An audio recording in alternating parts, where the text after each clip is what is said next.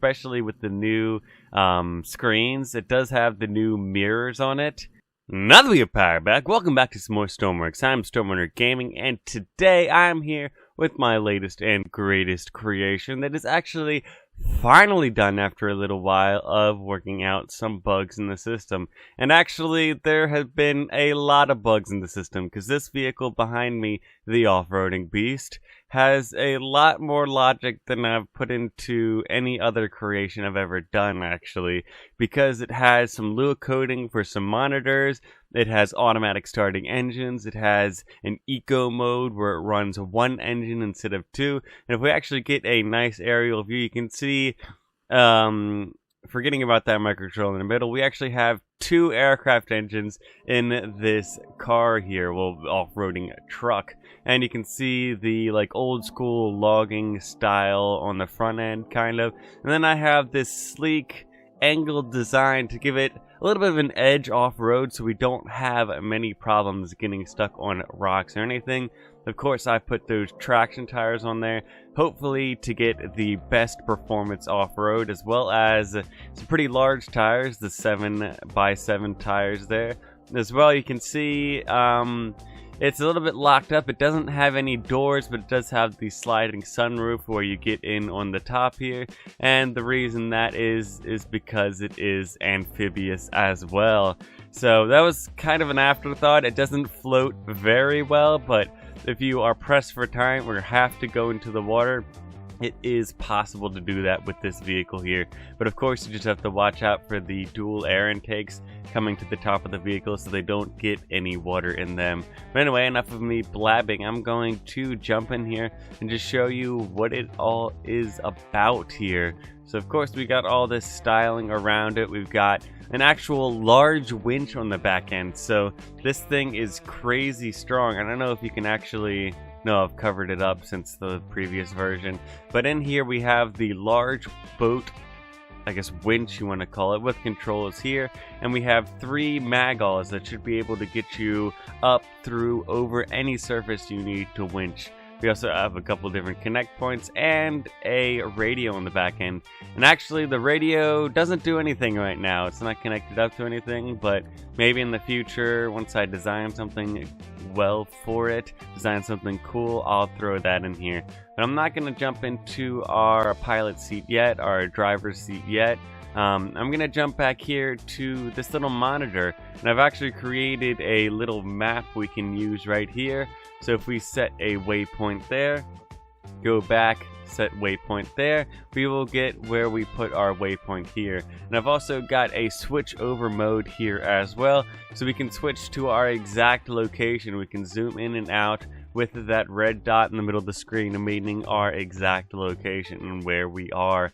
But I'm going to switch that off, and it just gives us our map coordinates here. Of course, we can also type in X and Y values to wherever we want to look, where we've figured out, or I guess where we've explored on the map, because you can only see what you've explored on these maps here. But I just thought it was a little cool feature for a vehicle I wanted to play with here. We've got 3 seats in here, including the driver's seat, but let's start some stuff up here. We need some monitor power there. I'm going to turn on our running lights as well, so we got those low light brake lights and those 4 pretty bright lights on the front. Just like a couple of my other vehicles, I do have blinkers on here, so if you turn left or turn right, you get the blinkers turned on, but I'm just going to leave them off for now. We do have the propeller clutch that is, of course, for the amphibious mode. We got heaters for the Arctic region. Then we have a whole plethora of controls over here for drive gears and everything, as well as getting camera infrared for all of our cameras here. We have a light bar at the top, and we also have some backlights for those dials there. And that's just the controls on the instrument panels. We also have all the pilot seat controls. Of course, we have W and S throttle controlling. Full W means you're going forwards. The S control means you're braking or slowing down the engine. We've got, actually I do have to switch up because I took off control of the clutch from left, right, up, and down, so currently that does nothing. And I don't think I'm going to put anything on there, but the clutch control and engine control are controlled by these two buttons right here, which automatically turn on your engines, run the engines at a specific RPS so they don't fail, and you can run them. So first off, we're going to have to turn on those cooling pumps. I'm going to turn on four-wheel drive, and I'll explain that here in a second. But as you can see, we also do have our park, reverse, and drive values here. So if you take it out of park and take the e-brake off, we can turn it into drive gear. And without touching any throttle or anything, I'm going to be moving forward a little bit in drive gear. So just be careful. It's just like a real-life regular car. When you do put it in that drive gear, it'll roll forward pretty slowly. But now that we actually give it some throttle, we fly pretty fast in this vehicle. Top speed ending up to be around 92 miles an hour once it is flat out. Yep, 80, 90, 92, maybe you get into the 93s, but it's still pretty fast, especially for having those grip tires. I was surprised how fast I could get it up to, and that's the slowed down version of it. It does have a little bit of problems getting traction from time to time. You can slide it pretty easily, so if you're just driving it around and not trying to put the pedal to the metal, I would encourage you guys to put that low gear engaged, especially if you don't have four-wheel drive on. Because if you're running it in just drive gear, which is basically two-wheel drive, then it seems to slide a lot, especially that back end just gets away from you on turns and everything, which becomes a big problem with everything. Of course, I've got the patented off-road mode that just gives us that little eke extra of power when we are going off-road, locking the clutches to 100% instead of having them variable numbers and everything. So we've also got a couple different controls I have to explain a little bit here. First off, I'm going to take it out of drive gear, put it in park here. We have the engine out emergency clutch. So if you are playing with damage on it and you destroy one engine or something, you can turn that on, and that will send power between both sides, because we have two engines in here and one engine provides power to one side. So the driver's side engine provides power to the driver's side, passenger side engine provides power to the passenger side. So if you break one of those engines, break cooling to those engines, break something to those engines to where it cannot run, you can run one engine on and you can get power to that other side. So that's a cool feature. I've also added two more features to help out if an engine does break. We've got fuel emergency transfer, which basically means if one engine is broken, you can send the fuel from one fuel tank over to the other side, because these are two completely different ecosystems, two different engines, so you can switch them over. We also do have the engine clicking shut off, which basically means if you break that one engine, the full power or the engine turn on button over here will constantly try to restart that engine because the RPS is below a certain value. So if you want it to stop clicking, you can just press that button and it won't be annoying anymore. It won't try to start that engine either. So if the other engine dies, you're going to have to turn that off, let the engine start, and then turn it back on. Of course, we also do have the second drive mode here, and you can see single engine only, eco mode. It only one mode only for both of these buttons, so we only want to have one of these things on basically. And this is our kind of eco-friendly mode where we're only running one motor. As you can see, engine 1 throttle is holding itself, where engine 2 throttle is stagnant. It's not doing anything. So if we take it out of park, put it in drive gear, we will have power between all four wheels. And there's another specialized thing that'll send power when you're in eco mode to all four wheels, so you don't have to worry about clicking that emergency clutch there. So we got full power. The top speed is a little bit lowered while you're in full power mode, but it isn't horrible actually. Well, if we give it some four-wheel drive, yeah, it might be a pinch slower, but in general it's still pretty good, especially now that you're only using one engine. You definitely do use a lot less fuel because you're only burning one gas tank at a time instead of two. So I think it's a great improvement, especially for long distance traveling. Of course, we've got the off-roading mode here, which is it's pretty good off-road. Then yet and again, it does slide a little bit, so you do have to be careful where you're taking it and everything. Doing some off-roading here, of course, be pretty slow. Pick a good line through some rocks.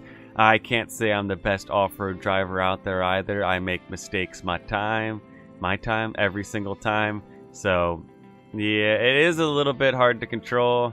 Just go pretty slow, and you should be fine doing some off-roading here. It's got plenty of clearance, so hopefully you shouldn't get stuck up on many things, especially rocks, because it does have those big wheels, a pretty high lift to it and everything. But I'm not going to bore you guys with some off-roading. I'll let you guys pick it up yourself from the workshop with that link down below and do some off-roading for yourself. But I mean, there isn't much great off-roading on this island either. Maybe on Donk Island we'd have a little bit better off-roading, but I'm going to do a little bit of water here. And the amphibious mode, like I was talking about earlier, it doesn't work too well. You have to be pretty gentle bringing it into the water so that those air intakes do not get covered with water. And the thing barely floats. As you can see, it's not exactly a worst case scenario type of deal, but it's like if you have to go somewhere you can use it type of deal. But you want to take it out of low gear, turn off four-wheel drive and off-roading mode, and switch it to some propeller clutch here. And if we give it some throttle there, we get going decently fast, especially in that dual engine full power mode here. It tops out with a top speed of around 10 miles per hour. It's a little bit slower today for some reason. It might be, I don't know, I haven't turned something on. Maybe turning on our off-roading. Odd. It's a little bit slower. Maybe some improvement or some change that did weight it down a little bit more, so it's a bit heavier today. But we do also have the train horn or the fog horn on the roof, and I thought that was really funny. But of course, we do also have some basic lights on this thing. Cabin lights with that 3 button. We do have that underglow button, just like my other vehicle, my other off-roading truck. So if you want that for some off-roading at night, you can turn that on. One other cool feature, in the water, it's not exactly a viable option right now, but we have 2 rock crawling cameras here. So if you look at the little windows underneath here, you can see that there are cameras within those things. So there's actually a camera in there. It looks like it was like not even there. But anyway, we have a camera within that, so whenever you're doing some off-roading, especially at night, or if you're having trouble finding out what is underneath you, you can use those cameras, especially with the infrared mode, to help you see some rocks you might not be able to see from the driver's seat. That's why I put them here. We also do have the backup camera running 24/7 if you do need to parallel park or back up into a spot, because it is a decently large vehicle, so it has a little bit of difficulty parking anywhere if not in a regular parking spot. But if you do put on the brakes and then switch it over to reverse gear, we do also have some reverse lights on it as well. I mean, I think I'm going to miss a feature or 2 on it. I've been working on this thing for so long, over a couple Twitch streams and different things. I've been having some fun making it with all the different things I've thrown in here, especially with the new screens. It does have the new mirrors on it. You see, we've got mirrors, and basically, I forget who gave me the idea, but one of my Twitch viewers said, why don't you just stack a 1x1 monitor with a camera on top of it and run the feedback? And I'm like, this guy's a genius. It's an amazing idea. So I now have functioning mirrors, so if I get on the highway, I can theoretically merge without running into other Stormworks drivers here. But yeah, that is most, if not all, the features here. We do also have generators in the engine that you see they turn on when you have lower amounts of battery. So they'll turn on and off from time to time, and they're just connected to the engine with a clutch there. So you don't have to worry about the battery running out of power there. It should constantly keep you batteried up. or fueled up with battery power. The big concern is that fuel there, where that'll run out in like a few minutes, especially putting the pedal to the metal here, flying pretty fast. The thing, yeah, as you can see, it doesn't like holding much fuel, and yeah. Let me switch off the engines here, because if we fly into the water and we don't have those engines off, it's gonna suck up some water into the engine. That's not something we want to do here. I don't actually know if they'll start back up or not. I've never tried to turn them off and then turn them back on after we fly into the water. Come on. Oh, we got them running. Hey! So if you do turn off those engines and fly into the water, you can't get it to work. So I wonder if I could set up a system like that. If it senses water, it'll turn off the engines for a second so it doesn't keep pulling in air, and then it starts to pull in water, which becomes the big demise of my engine here, or any engine in turn, when you're pulling all that water into the vehicle.